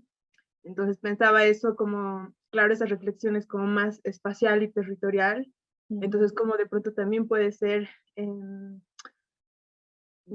o sea, en la reflexión de los objetos, ¿no? Claro, sí, sí, todo que ver con estas reflexiones de Benjamin y también con la noción de aura, ¿no? Que apareció ayer también, como el aura de los espacios, el aura de las cosas que mantienen de alguna manera, pues esa huella que tú dices, esa huella latente y que se crea este palimpsesto, ¿no? Que es justamente como tomar el espacio como objeto, la casa como objeto, esta espacialidad. Se crea este traslape de auras, ¿no? Y un poco los actos de mirada, estos que les estoy invitando a hacer, del inconsciente habitacional en este caso, tienen que ver con cómo desenredar estas auras o cómo abigarrarlas más todavía, ¿no? Para crear como estos encuentros. Esto que les comparto, este pequeño corto, de alguna manera es un ejercicio que intenta entrar en esos gestos reincidentes a partir de esta vivencia pandémica, ¿no? De este espacio, de esta casa en la que estoy ahora. Y que bueno, ¿qué es esto que hablábamos también de relámpago, fisura, tejido? Es esto mismo, es esta capacidad mediática o medium de los objetos, ¿no? Que alguna vez me preguntaban en un conversatorio que cómo era la muerte en este tipo de, qué significaba la muerte en este tipo de escenarios, ¿no? Y yo pues me quedé pensando bastante y acabé diciéndole que la muerte no existe aquí. Era muy radical mi respuesta, pero de alguna manera siento que siempre estamos mediando con esas transmigraciones posibles, ¿no? Estamos tratando de tramitar esos puentes, esos encuentros continuamente, ¿no? En esta espectralidad del tiempo. Es uno de nuestros grandes cometidos, ¿no? Estamos tratando de generar estas comunidades entre ausentes y presentes, en este asunto actualizador de la memoria, ¿no? Que hablábamos ayer, qué es lo que aparece, cómo aparecen estos cuerpos, ¿no? Entonces, bueno, de alguna manera la muerte no existe, puede ser, en esta comunidad escénico-animista. Yo fui muy determinante en mi respuesta, pero obviamente que no sé, ¿no? No sé si alguien quiere compartir más de su experiencia en este tiempo de confinamiento. Sería interesante escuchar si alguien tiene alguna, pues eso, una vivencia que nos quiera compartir.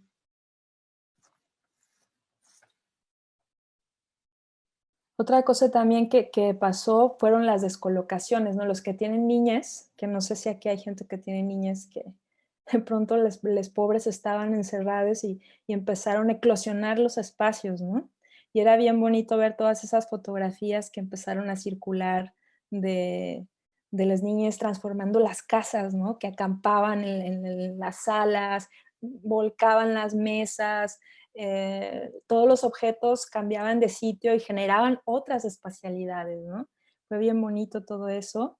Y a partir de ese diálogo, la periodista Daniela Rea, que no sé si la conocen, que es una periodista maravillosa mexicana de investigación, que trabaja en pie de página, creó un texto también a partir de este diálogo que tuvimos sobre las colocaciones que hacían los niños de las casas. Búsquenla porque a partir de lo que sus hijas empezaron a descubrir de ella en su propia casa, ¿no? Y de estas colocaciones. Que también es muy bonita esa parte, cómo vivieran los niños los espacios, ¿no? Eso es otra gran pregunta, ¿no? Y cómo va a quedar signado en su experiencia. Bueno.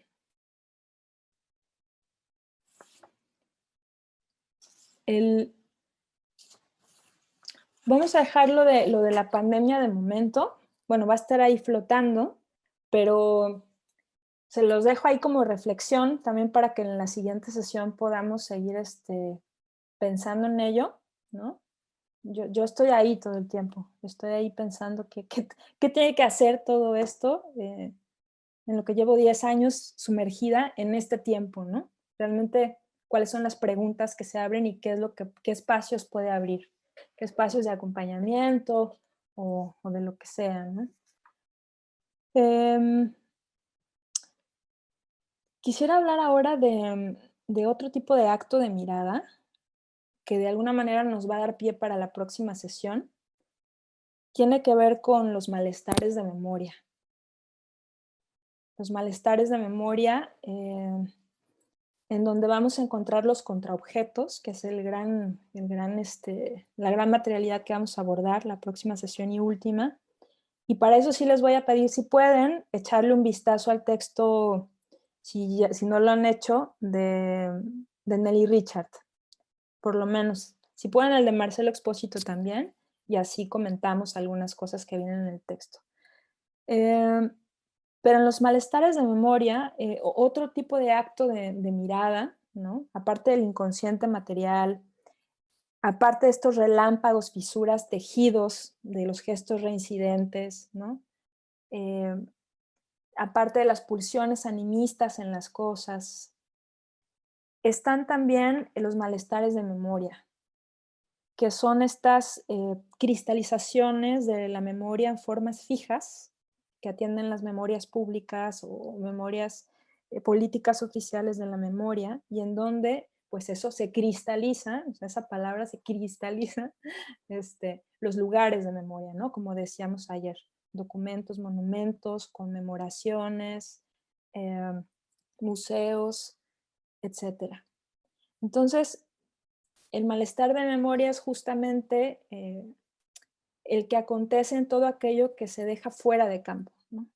En todo aquello que no se considera dentro de esta como jerarquía del recuerdo, de esta jerarquía en donde la historia, con esta capacidad manipulativa, esta memoria histórica que tiene como esta capacidad manipulativa de señalar qué es lo que merece ser recordado por las generaciones, ¿no?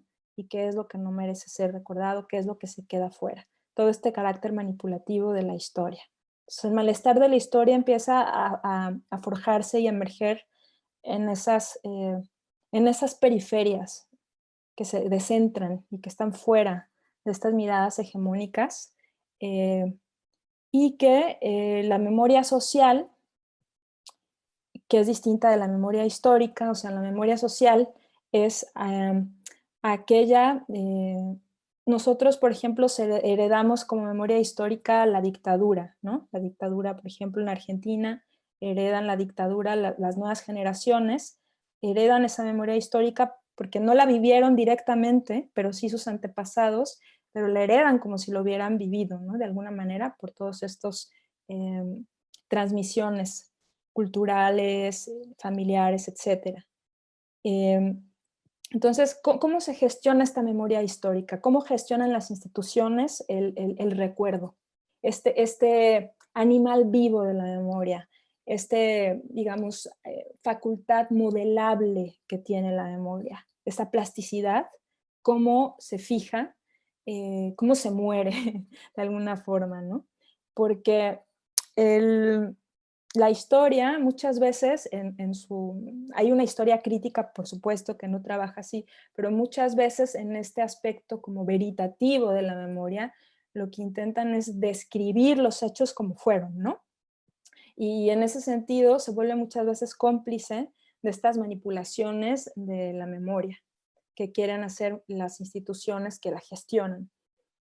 Sin embargo, por ejemplo, la antropología de la memoria es bien interesante porque más que describir los hechos como fueron, lo que interesa es saber cómo las personas recuerdan, ¿no? Cómo las personas recuerdan esos hechos y mantenerse justamente en ese factor modelable de la memoria, que es lo que aquí nos interesa todo el tiempo. Cómo se mantiene viva y en emergencia, cómo está en esa performatividad que decíamos, ¿no? Entonces, en los malestares de la memoria hay como muchísimos tipos de pragmáticas. Antes de terminar la clase, me gustaría compartirles una de estas pragmáticas vinculadas a las políticas de lo sutil, ¿no? Que tiene que ver con la pragmática del deterioro, que tiene que ver con como los repertorios de acciones posibles de los vestigios que quedan en las materialidades. Hay un concepto de... Perdón, voy a compartir pantalla. Ahí está.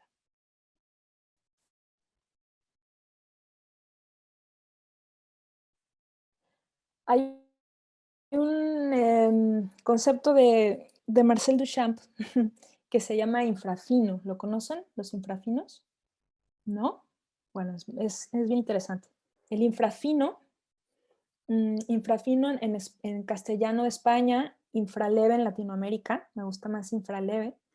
El infrafino, infraleve, él se preguntaba cómo denominar a esas pequeñas manifestaciones de lo real que eran todavía más infra que lo sutil, todavía más infra que lo tenue, ¿no? Entonces él les empieza a llamar infraleves, que son comunidades mínimas de sensación, de acontecimientos de la realidad y de la vida que acaban impactando en las densidades materiales, ¿no?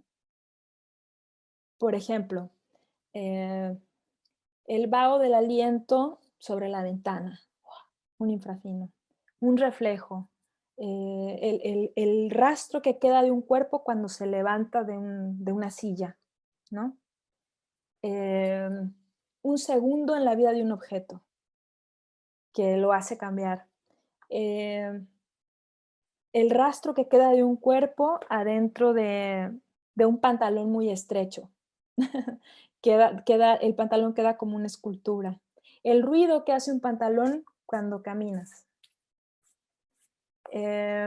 No sé, una mota de polvo, un dibujo en una capa de polvo. Todo este tipo de pequeñas realidades que son como más pequeñas que lo sutil, decía él, son los infraleves, son los infrafinos. Es bien bonita esta noción. Yo la he tomado prestada desde hace años para trasladarla a este territorio y empezar a indagar cómo se vuelve una política el infrafino, ¿no? que es justamente lo que les comentaba. En este caso que les voy a mostrar, yo lo encuentro perfectamente sucediendo en cuanto al vestigio como pragmática, ¿no? Como la pragmática del deterioro. Em, este caso que les voy a mostrar justamente es de un grupo de antropólogos con los que ahora estoy colaborando, de aquí de España, que es un colectivo que se llama Mapas de Memoria. Mapas de Memoria, a ver, voy a enseñar antes que esto. Vamos a ver esto. Mapas de Memoria, aquí está su web, pueden entrar y mirarla. Justamente el antropólogo Jorge Moreno, que es como mi colega con el que estamos ahora haciendo planes de laboratorios, trabaja desde hace tiempo con los objetos de las víctimas del franquismo. Trabaja también con objetos de las exhumaciones que hace este colectivo, porque es un colectivo que se dedica multidisciplinar, no solamente antropólogos, que se dedican a tramitar con la memoria traumática, ¿no? A ver cómo es que se ha transmitido la memoria traumática y cómo es que ha resistido en ciertos vestigios materiales. Porque como saben, aquí en España, pues hay una censura muy fuerte y no hay espacios públicos de reconocimiento para todas estas muertes, ¿no? Y hay mucho miedo todavía en el presente porque sigue gobernando la ultraderecha cada vez más. Entonces hay un miedo muy fuerte y a hablar. Entonces, ha ocurrido incluso en los laboratorios que han venido alumnos que acaban descubriendo la memoria de sus abuelos por primera vez, porque hay una cultura del silencio muy fuerte por la represión. Entonces no se cuenta nada sobre los abuelos republicanos, ¿no? Y, por ejemplo, en el último laboratorio ocurrió eso. Fue muy fuerte. Una alumna que, hablando con su padre de los objetos, los vehículos, siempre los objetos como vehículos, son buenísimos para este tipo de vehiculaciones, acabó descubriendo que su abuelo pues, había sido republicano, que había estado en el Valle de los Caídos, ¿no? Y un montón de cosas bien fuertes que se fueron revelando. Entonces, este colectivo tiene una exposición que se llama Las Pequeñas Cosas, que va itinerando como pues, por distintos sitios. Ahora con la pandemia se frenó, pero lo que hacen es exponer las historias de estas materialidades, de todas estas personas que fallecieron, y de alguna manera abren espacios para hablar de todo esto que no se habla en España, ¿no? Objetos que llaman objetos, es un dispositivo cooperativo objetual, en el sentido de que la gente va llevando objetos y esto va creciendo y va generando estas conversaciones. Y van creando esta figura contraria, que son contraobjetos de alguna manera, porque crean este espacio alternativo que el Estado no provee, ¿no? Por ideologías. Entonces, las pequeñas cosas es bien fuerte, digamos, como son objetos de resistencia, porque son objetos que han estado guardados durante generaciones, que se han ido pasando por las generaciones y que apenas ahora empiezan a salir a la luz, ¿no? Cada vez más en España, poco a poco empieza a haber como más movimientos de derechos humanos y otros tipos de asociaciones que están rescatando estas memorias. Entonces, las pequeñas cosas. Y una de las especialidades de este colectivo es el trabajo con las fotografías. Jorge Moreno tiene esta investigación que se llama El duelo revelado, la vida social de las fotografías familiares de las víctimas del franquismo. El duelo revelado. Es una súper investigación maravillosa en donde yo encontré por primera vez el ejemplo perfecto para hablar de los infrafinos dentro del contexto documental, ¿no? Maravillosamente explicado. Les voy a mostrar un pequeño video. A ver si lo tengo por aquí. Aquí está este. Para que vean un poquito de qué estoy hablando. Es una cosa cortita. Este es el antropólogo Julián López. Y bueno, está hablando de la correspondencia que recibía un preso político, y dentro de esa correspondencia tenía una fotografía de su mujer. Ah, pero tengo que compartir este audio, ¿verdad?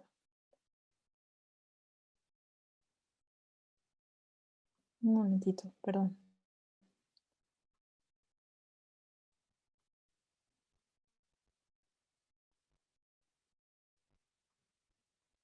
Listo. Casi siempre estoy con tu retrato. 8 meses más tarde, el 18 de octubre de 1941, fue fusilado. Sus pocas pertenencias, entre ellas la fotografía, retornaron a la familia. Pero esta fotografía no volvió de la misma manera. Un solo vistazo a la misma nos sugiere cuánta sal contendrá, cuántos besos habrá acogido en los 15 o 20 meses que acompañó a Anastasio, cuántos ratos agradables y amargos con ella. Las costuras y grietas no son solo signos del paso del tiempo, son, sobre todo, metáforas de las resistencias cotidianas al olvido. Por ejemplo, ¿no? Yo les invito a ver, pues tienen aquí la exposición virtual. Durante la pandemia hicieron la exposición de todos los objetos, pero el papel central es el de las fotografías.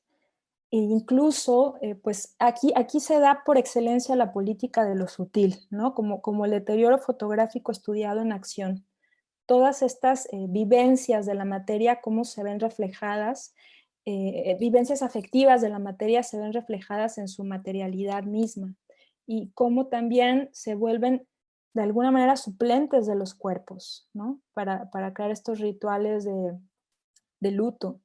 Él, de hecho, Jorge acuña esta noción de fotografía inhumanada, que une el humano y el inhumanar, ¿no? Como el desentierro y el humano, como el desentierro de lo humano, porque se ha encontrado en un trabajo de campo larguísimo, contrastando además archivos oficiales con archivos familiares, se ha encontrado estas ceremonias alrededor de las fotografías, que aparte están intensamente vividas, ¿no? Pero las fotografías que son amortajadas, fotografías que son besadas, cuidadas, lloradas, dispuestas en diferentes espacios de lo doméstico que las consagran. Entonces, él estudia sobre todo las roturas y todas estas como marcas infraleves que tienen las fotos para crear como este desentrañamiento social de la resistencia, ¿no? Es una cosa muy, muy interesante. También, si a alguien le interesa todo esto que estoy diciendo, como más, les voy a compartir. Aquí les dejo en el chat un texto bien interesante sobre el lenguaje de deterioro en la fotografía familiar de Susana Muriel, que también es una archivista con la que estuve tomando un laboratorio y que se dedica justamente a ayudar a la gente a trabajar a partir de estas marcas de las fotografías, a hacer sus genealogías y archivos familiares, ¿no? Entonces ahí se las dejo también. ¿Cuánto tiempo nos queda? 10 minutos. 10 minutos.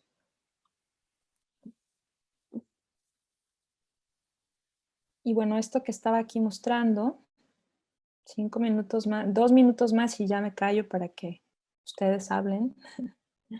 Es el caso de Pablo Lamadrid, ¿no? Que es bien, bien interesante. Me parece que voy a contar un poquito cómo es este asunto de la política de lo sutil en este repertorio de fotos. Fíjense, él está hablando con las hermanas Julie y Pauli Capilla de Ciudad Real, de Chillón, y ellas sacan esto, ¿no? Sacan esta Biblia con estas fotografías. Y dice, de todas estas imágenes, ella tiene seleccionadas 10 fotografías que guarda cerca de su cama, concretamente entre las hojas de una Biblia que a veces visita.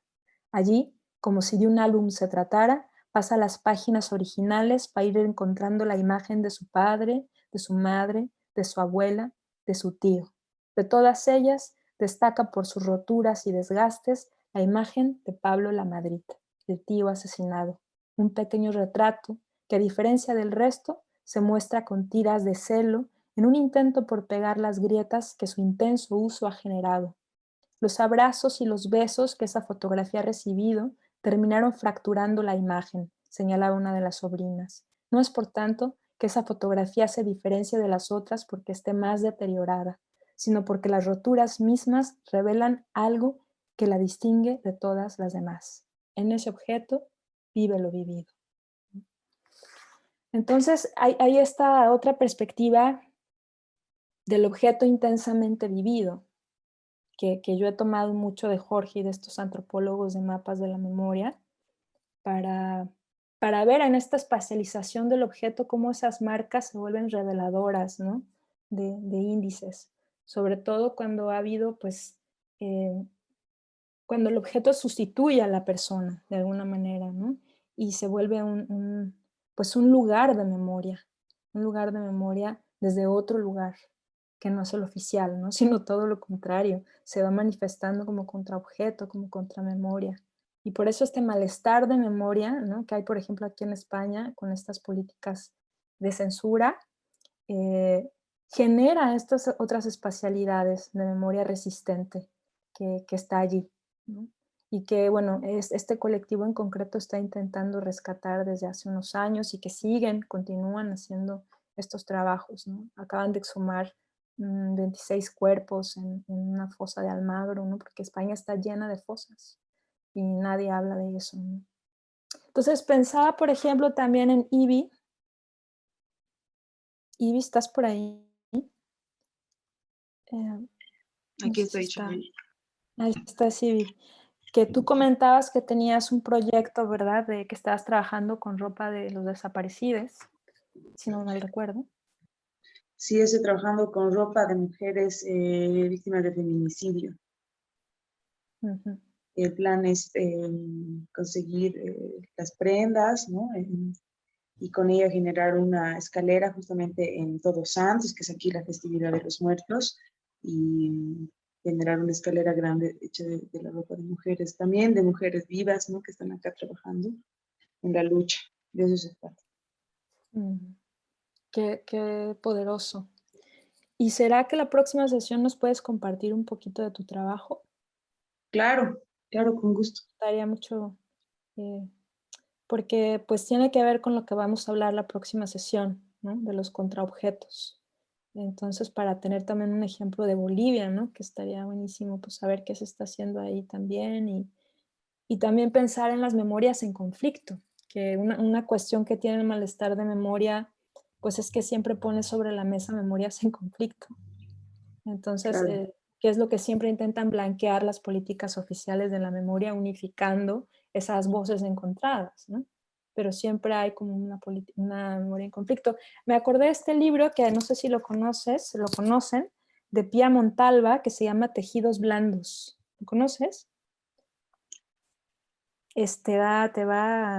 Tejidos Blandos, Indumentaria y Violencia Política en Chile, 1973-1990. Está bien bueno.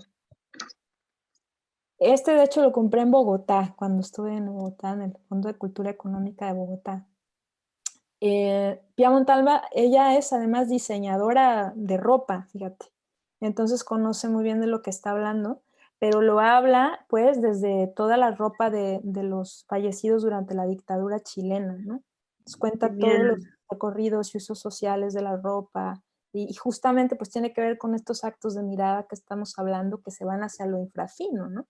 A las manchas de las cosas y cómo eso se potencia y se vuelve documento. O sea, ahí se los recomiendo bastante. Me acordé por lo que comentabas de la ropa. A ver si lo puedes encontrar allá en Bolivia. Si no, no sé si está en internet, nunca lo he buscado, pero a lo mejor está. Ojalá. Gracias, Shalai. Sí te lo anotaste, ¿verdad? Lo anoté, tejidos blancos, Pia Montalva. Exacto, tejidos blandos. Blancos. Pues eso, entonces, ya me voy a callar. Quedar sin voz. He hablado mucho, no me dejen hablar tanto. La próxima sesión entramos a los contraobjetos para acabar. Por favor, anoten todas sus dudas, todo lo que no quede claro, lo que quisieran ahondar más. Yo estoy dando pinceladas porque en realidad es un mundo como bastante amplio, ¿no? Miren, hay otra referencia buenísima para el mundo de la basura. Una belleza del libro. Se llama Basura, Usos Culturales de los Desechos, de Maite Zubiaurre. Es una maravilla de libro, es bastante grande y tiene como muchas referencias, investigaciones buenísimas por si a alguien le interesa. Ahí está también. Y bueno, entonces continuamos con un poquito con esta mujer de Chile maravillosa, crítica cultural. Y este texto de Marcelo Expósito que habla de la memoria como un bien común, que no es el que leímos en el otro laboratorio, Fran, es uno nuevo que me pasó Marcelo, que está bien bonito. Habla de la posibilidad de la memoria como un bien común, como el agua, como la tierra, ¿no? La memoria también, como un animal vivo. Le entramos a eso y estaría bueno conocer más de la realidad de Bolivia. Lo que me comentaban el otro día Tika y Pau, ¿no? Conocer un poco cómo son las políticas de la memoria en Bolivia, cómo se da este asunto con los desaparecidos, qué está ocurriendo ahí, si hay Justo museo. recientemente no hay museo, pero justo recientemente, no sé si tan reciente, pero hace unos meses, yo vi una entrevista de, aquí ayúdenme, ¿cómo se llamaba la anterior ministra de Salud? Cuando estaba el Evo, la primera, que es una señora buenísima, bueno, yo la admiro mucho. Heredia. Nili Heredia, ¿no ve? Y ella se ha encargado, junto con un equipo, imagino, de hacer toda una recopilación de información. Ha llegado a entrar a los archivos militares. Obviamente le han dicho, claro, pase. Y claro, hay miles de cosas. Y han logrado hacer con... bueno, ahorita me voy a acordar de otra persona. Bueno, pero han logrado hacer como como una selección, digamos, porque había como mucha información, y tienen un proyecto para hacer esta casa de la memoria. Hasta ahí sé, ¿no? Entonces, bueno, para la gente que está en La Paz sería increíble igual como ver en qué anda eso, porque yo sé que como que esa era la intención, pero obviamente como es algo del Estado, entonces seguramente gestionar y todo eso es un problema, pero a mí siempre me ha interesado mucho cómo, porque eso no hay, o sea, nunca ha habido acá ese espacio. Es más, yo creo que digamos de todos los países que han estado dentro del Plan Cóndor, Bolivia es el que, tengo la sensación, me pueden decir que estoy equivocada, obviamente, es el que nunca se ha puesto como en la tarea de qué pasó con eso, ¿no? Siempre es el tema que navega por ahí en la política, en la sociedad, pero nunca como que se ha tomado nada. Entonces, nada, eso quería comentarles por si es que saben algo más y pues nada, porque sería interesante como de alguna manera vincular Claro. el trabajo. Pues la próxima sesión abrimos el problema y si alguien quiere como compartir algo al respecto también, sería buenísimo. Y a lo mejor por ahí puede ir lo que se quede. No lo sé, lo que se quede. Buscar como altares emergentes o memoriales emergentes o para que siga trabajando el semillero con sus almácigos, estos desenterramientos de recuerdos, de imágenes recuerdo que son almácigos también, ¿no? Y que traen como otras potencias de vida, que actualizan otras cosas. ¿Qué memorias queremos que germinen? Esa es la pregunta, ¿no? Pues nada, germina el semillero. Nos vemos entonces el jueves. Sí, el jueves, misma hora. Misma hora, mismo canal. Misma hora, mismo canal. Nos estaremos escribiendo igual por cualquier cosa, si habría alguna indicación particular, pero tenemos algunas cositas ahí también para leer y demás, ¿no? Para el jueves.